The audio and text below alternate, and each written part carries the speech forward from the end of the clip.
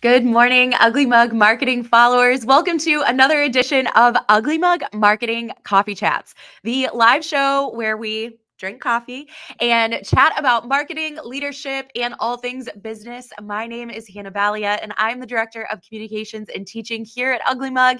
Today, I am joined by a very special guest. Uh, Spoiler alert, they're not on our team at Ugly Mug.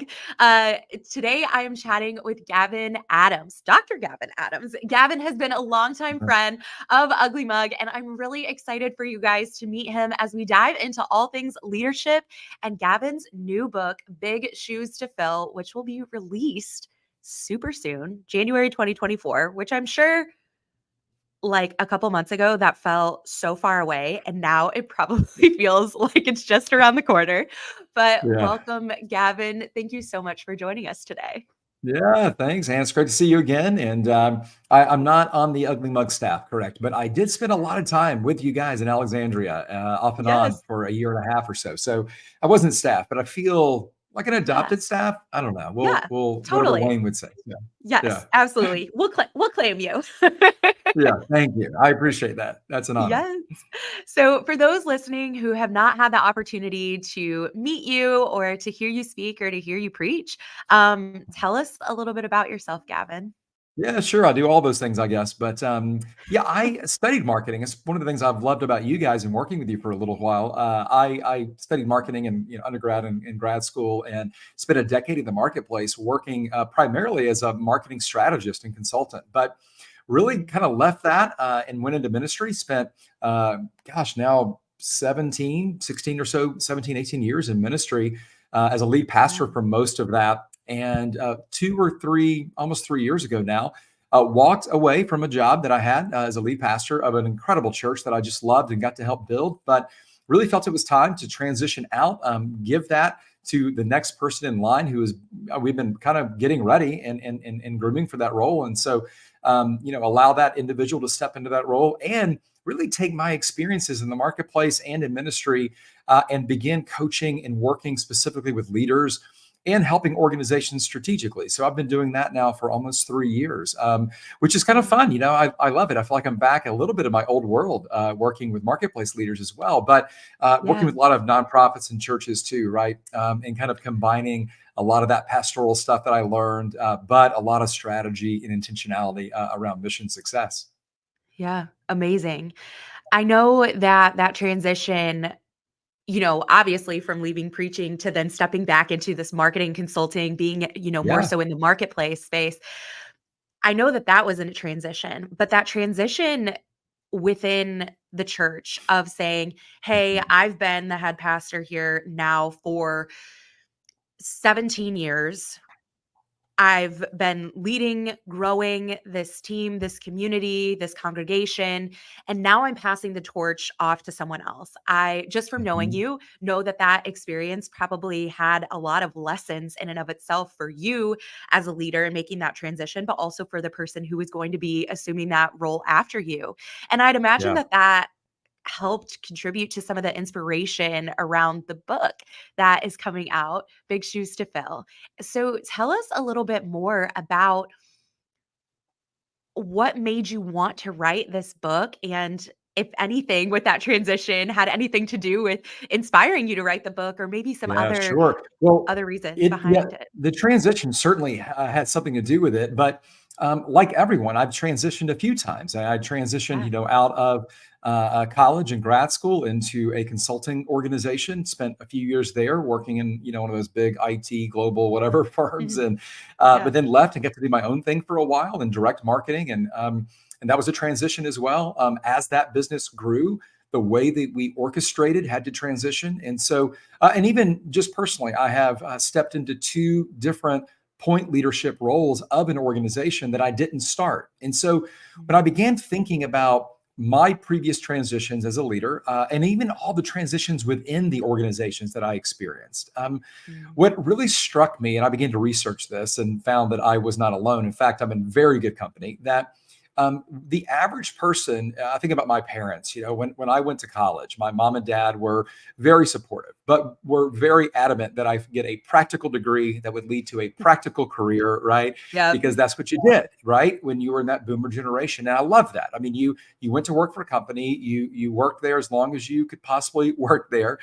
You retired at 65 with a pension or a 401k. You got incremental promotions and salary raises along the way. And Yep. that's how it worked. Well, we've seen this changing for a while, but of course, like any crisis, the pandemic accelerated some of that change. And so as I began looking around the marketplace and looking at job changes and transitions, it's pretty staggering. I mean, the average millennial right now would suggest they are going to change jobs every 3 years. Yeah. Crazy. If you take all of the workforce in totality and look at it statistically, metrically, the entire workforce is changing every 4.1 years. And so when you think about an organization, and really, I mean, not that we should be that concerned about this as an individual, but every time a person leaves a team, every time a person enters a team, every time a person takes over an organization or within the organization, that is a massive transition, and it disrupts and disturbs everything: culture, processes, systems, comfort. There's so many Mm. unknowns with the new leader stepping in. And so as I began to research and think more about it, I realized that there are lots of books and lots of materials, content available on how to transition yourself or how to lead yourself. The problem is that when you step into something that you did not found, if you're not a founder, you're stepping in to fill somebody else's shoes, right? How Yeah. do you do that well? And how do you lead the individuals around you well? And again, there are so many derivations of how this can happen, but stepping into anything that you didn't create is very, very complex. Hannah, I liken it almost to a plane. If you are a founder, if you're an entrepreneur, you found an organization, it's like you built the plane, and when you're ready and Yeah. the plane's ready, you can begin flying it, right? Well, in Mhm. these transitions, which outnumber the founder, 1,000, 10,000, a million to one, right? When Yeah. a person like me, like you, when we step into an organization that we didn't create, we inherit a team, inherit a culture, and by the way, they inherit you. When we step into that space, it's almost like stepping into a moving plane, but we Yeah. don't know our co-pilot. We don't know the passengers. They don't We know don't know us. where we're We need to going. fix the plane, right? We need to fix the plane because it isn't probably heading in the direction that we think it should be heading in. How do you Yeah. do that without crashing it at the same time? It's so much more complicated. And Yeah. I don't mean to suggest that founding something is easy. It's not. I mean, I'm doing that now. I'm 3 years into founding a new organization. It's Yeah. hard work, but it is easier than stepping in and reforming something that you didn't start. And so that's really what led to the, I guess, year-long process of putting this book together. Yeah. I feel like so many people can relate to that, whether they've been the person who's been transitioning into that season or Mhm. they've been on the team. I remember my first job out of college. I started working for an organization and everything seemed very stable. We had our vice president of donor relations and of the foundation. And then, we had our manager and we had this team, and everything was pretty cohesive. And then all of a sudden, Until there it was this wasn't. major disruption, right? They Yep. decided that, or the vice president left. And they decided that instead of replacing someone, we just weren't going to have that role. So now it's like we have no pilot. Mhm. Who's driving the plane? Okay, now the co-pilot, the manager is now doing Yeah. that. Okay, well then we had other massive transitions. Well, then someone stepped into this role. And me, as the newest and youngest person on the team, is just watching everything unfold with people who have been there for a while and have these Yep. expectations of things to go business as usual. And they don't want anyone coming in and rocking the boat or rocking the plane or changing any of the flight procedures.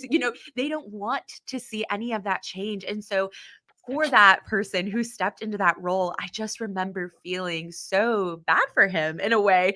And because nobody likes change, nobody likes Yep. transition. It is hard for the team, but also thinking about that person who stepped into that role, I feel like I have a lot more sympathy for him. And Yeah. I wonder who was helping him or what he was leaning on as he was navigating that transition into the role, because I know that that transition took a really long time for people Yep. to accept and to grasp onto, and for him to get buy-in as well, to quickly earn that trust from the team and that influence, instead of stepping in and saying, "Hey, I'm the leader now and this is what we're going to do."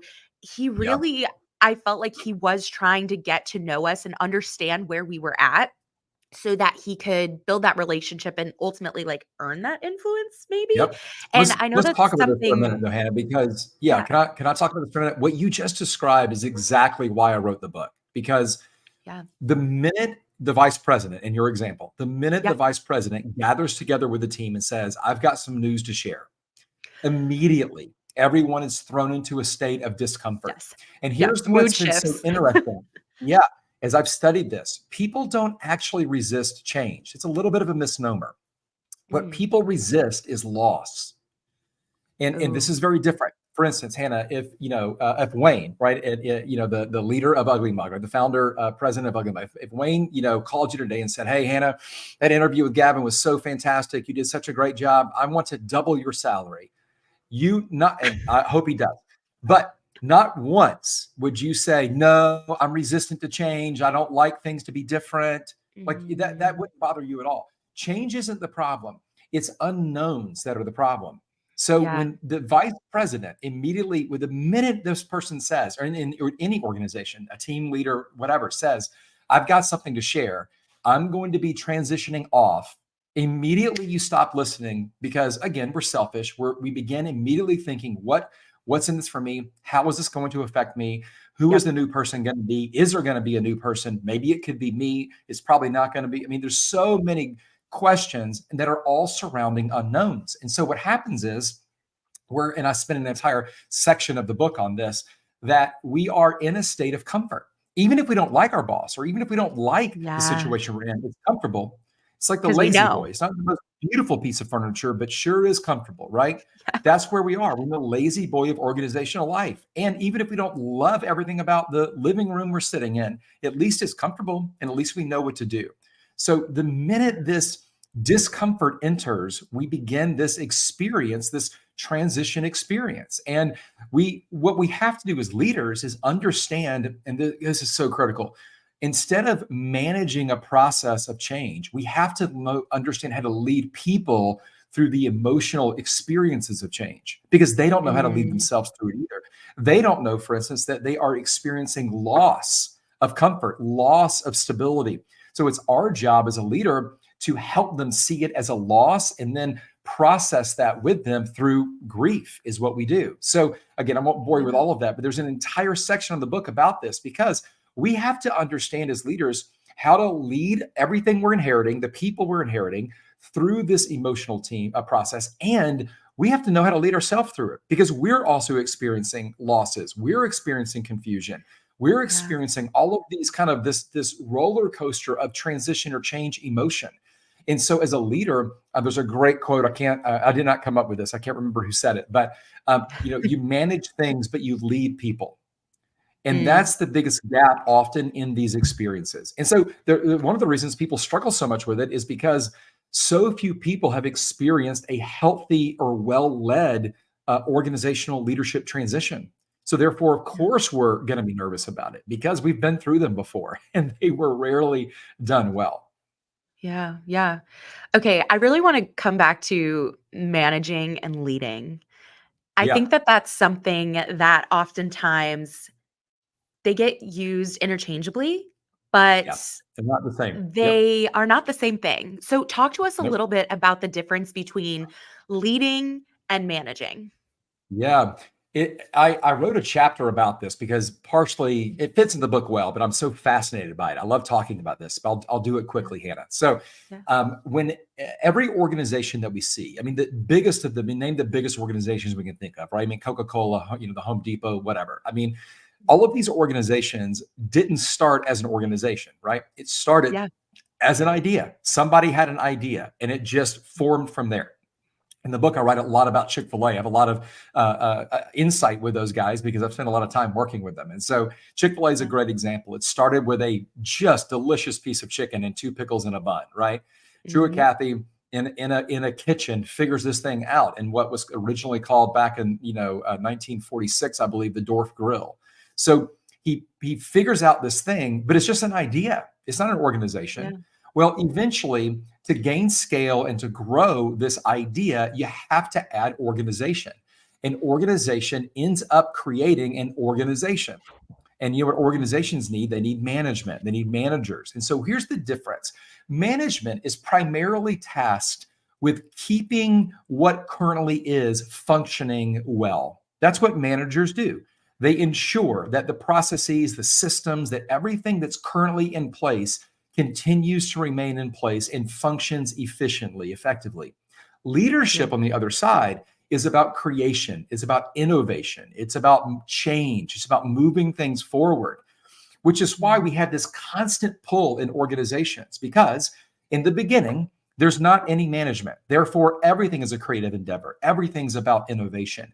But to Mhm. scale, you have to have organization and therefore you have to have management. So eventually, and it can happen quickly, management begins to overwhelm leadership.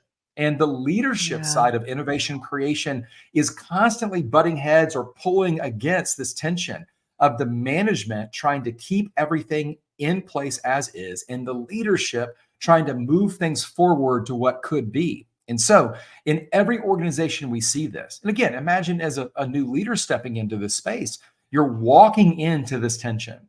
And you, as the Mm. leader, have this innovative, creative bent that you want to change some things, and not even because things were being done terribly, but you're just a different Yeah. leader. You have a different way of thinking, a different culture that your team will eventually acclimate to because you kind of set the pace and tone for it. So this tension is so strong in every organization, no matter how big or small. And of course, stepping in to fill the shoes of a predecessor, you walk right into the middle of it. Yeah. I think we experience that at Ugly Mug too, that, hey, we have a great need for systems and processes to be in place so that we can work more efficiently. But That's then right. it's hard to navigate that with all of the new ideas or things that are coming to the table. And I feel like we do a really good job of encouraging new people on the team, no matter if they Mhm. have manager or whatever title. We have the mindset that everyone on our team is a leader. Everyone has the Right. opportunity to lead by example. Everyone has the opportunity to bring new ideas to the table and to carry out those new ideas. And I really love that about Ugly Mug. And I think we do a good job of Mhm. doing that. But I think we are now very much in a season of, hey, we're growing and more people are entering into the organization. And Mhm. as more people get added into the organization, things become more complex, right? And Yep. it becomes more difficult to communicate, or systems and processes that were once just living in my head now need to be written down. And we need to have somebody who's managing that. And that's really kind of Yep. become Mara's role on our team. Well, oh, okay. Yeah. She's like moving into this like operations role, something that's Mhm. never existed in Ugly Mug ever. And It that's wasn't been necessary when you were smaller, right?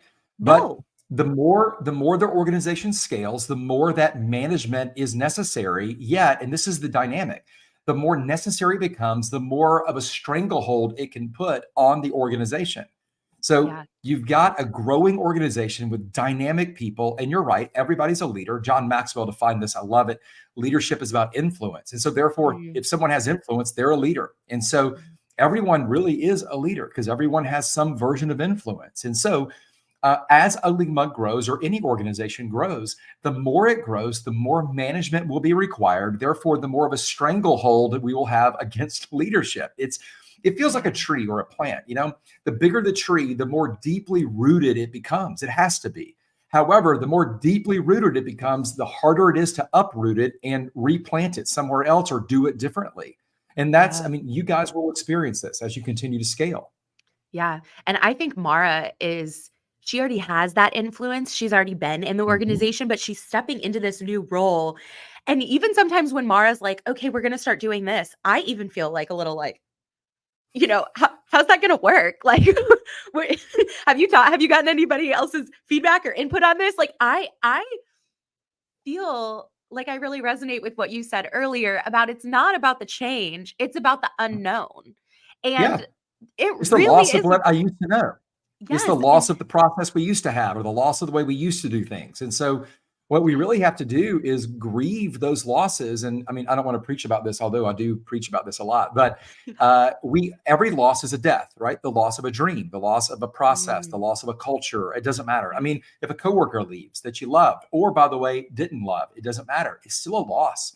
Now, yeah. some are easier to get past than others, but all losses, and this is the piece, all losses are deaths, and all deaths get buried.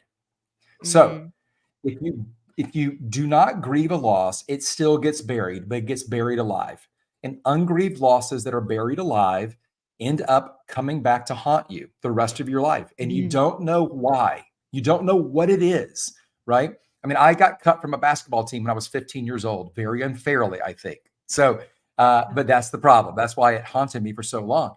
I didn't grieve the loss. I got mad about it, and I went and played in the yeah. rec system and got technical fouls all the time. And I was kind of a jerk about it. But why? Because I was grieving, but I didn't know I was grieving. Nobody told me that that was a loss, but I buried it, and I Mm, buried it alive. So for about 25 years after that, I hate to say I was 40 until I figured this out, but for 25 years, I was so competitive. I refused to lose. I didn't want to, I had fear of failure. Why? mm, Because I had an ungrieved loss that I never dealt with. And so in organizations, the same thing is true. If when something is lost, if the leader doesn't recognize that that's the tension that they're experiencing, they can't process that with people and encourage people to grieve what's been lost. And if they don't grieve it, they're still going to bury it, but it will haunt them yeah. forever. And here's what happens, and always happens. I see it everywhere. Great people end up leaving the team, leaving the organization unnecessarily, and no one can even explain what went wrong. I can tell you what went Mm, wrong. They didn't grieve the loss. No one helped them process what they were feeling. And that's the job of the leader. As a leader, it's our job to help people process what they're feeling so that we can move forward together as an organization, as a team. That's yeah. part of the job of a leader. So how do we help? I'm sure the book really dives into some of this, but what are some quick tidbits in the last like 10 minutes that we have here together? Yeah. How do we as the leader help our team navigate that loss and those feelings? Yeah. How do we invite people into those conversations? Yeah. How do you invite people into grief, right? It sounds Yeah. real fun, right? So, Yeah. yeah, no, it's a great question, Hannah. The reality is that the first thing we have to do as a new leader, let's just talk about it as a new leader. Again, this is true for every organization. I talk to HR leaders all the time that have to figure this out for the new leader and the team, right? They're navigating both sides of that coin. So, but in every situation, especially during leadership transitions or a person leaving the team, anything like that, whenever that happens, we have to, as leaders, first establish we have to get away from positional authority. We have to establish relational influence to be Mm, able to have these hard conversations, because we're not talking about the nuts and bolts of our job now. We're every leader, whether we like it or not, has to live in some version of a counselor. That's kind of what we're doing here. And yeah. again, we're not sitting around saying, how does this make you feel, and giving prescriptions, but we do have to lean into the emotions that people are feeling, because our heart drives our behavior. And so, if as a leader, if we ignore the heart side of our people, we're Mm, completely losing our opportunity to influence them. I talked to so yeah. many leaders as I was writing this book who have stepped into big roles. People like Frank Blake at the Home Depot, who was the CEO for a while. I talked to Cheryl Batchelder, who was the former CEO of Popeye. So a lot of people like that. And every one of them said that they are just um, it pains them to see how few leaders engage with their people, that they are Mm, leading them as a resource. But people aren't resources, they're opportunities. They're human beings, not human doings. And so we have to lead yeah. them as a person, which means engaging with what they're feeling. So if you're relying on the fact that you have a title or a name badge that gives you authority, you're never going to have the influence to have this conversation. That's what positional authority is. I'm the leader, do what I said. You got to get Yeah. past that. We have to engage with people relationally And this is a scary word and it's a buzzword, but with a level of vulnerability. We have to be honest about where we are, how we're feeling. We have to create a psychologically safe space for them to do that with us as a leader and with the team. But once we've established relational influence as a leader, we're now positioned to have those kinds of hard conversations. It took me a long time to figure this out, Hannah. I didn't do this well for the first, season of my leadership tenure. And when I realized that part of my job was not just to get stuff done, but to help lead people to get stuff done. If you think about it, right? Every single thing that gets done happens with and through people. Nothing happens without people. So people are Mm. the problem, but they're also the opportunity. And so Yeah. as a leader, it's our job to gain that relational influence and then have those really good but hard conversations around what are you feeling? So to specifically answer your question, I now help leaders ask this question all the time. Who is losing what? You're about to make a change. There's about to be a transition. The Mm. first question you should ask is who is losing what? Because if you can answer that question, you can preempt some of the problems that you're going to experience with the individual that then becomes a toxin in the team. So you can walk by and or have a one-on-one meeting with someone knowing they're losing something, and instead of kind of see them sitting down in the well of grief, and you walk by and you throw a ladder down and go, come on up, listen to my vision statement. I mean, that doesn't Yeah. work. No. Instead, we climb down the ladder, we sit beside them and we go, hey, let's talk about what you've lost. What are you feeling about this? How can I help you process kind of these emotions? Because that's really what's happening here. It's all an emotional problem. And it's Yeah. our job, as much as we don't want to as a leader, to help people experience and name it. Because you can't change what you can't name, right?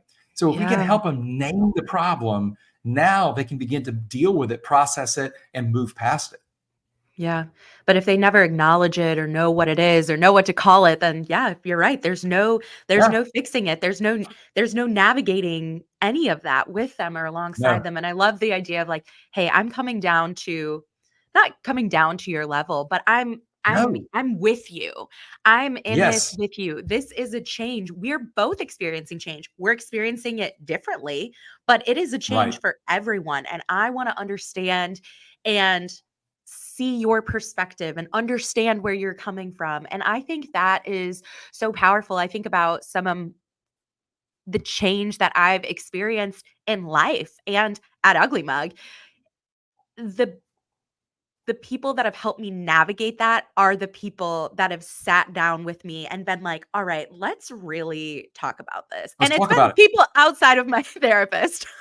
But people who are like, Right. "Hey, Right. like, let's, like, sit in this for a second. Yeah, you know what? I do hear you, and I understand. You know what? I didn't think about it that way." Or, Right. those have been the most successful or not successful, the most productive conversations that have really helped me navigate getting in the getting into a better mindset really and saying, "All right, Mhm. yeah, you know what? I am ready to tackle this change." Or, "All right, I have a better understanding of where you're coming from now too, and I can now get on board with the change or whatever it may be that we're trying to navigate together." And Right. that really helps, I would see, as the leader, get buy-in from that person because this person really cares about me. Like, they're not Yep. just trying to do this to manipulate the situation or whatever. Like, they really truly care about me. They care about how Mhm. I'm seeing this situation unfold. They care about what I've lost. They want to help me navigate that loss. They want to help me name it. I think that is so powerful because you're right. Well, the People, no, go ahead. Yeah, whether Hannah, whether we like it or not as a leader, we all have to deal with the people side of leadership, or you're not leading. I mean, the leader Yeah. who ignores the people side of leadership ends up being a guy going for a walk because you got nobody following you anymore. Yeah. But and this is partially generational. It's also just partially the evolution of leadership, where today, again, I go back to my parents, everything was positional authority. You just did what you were told because you were told.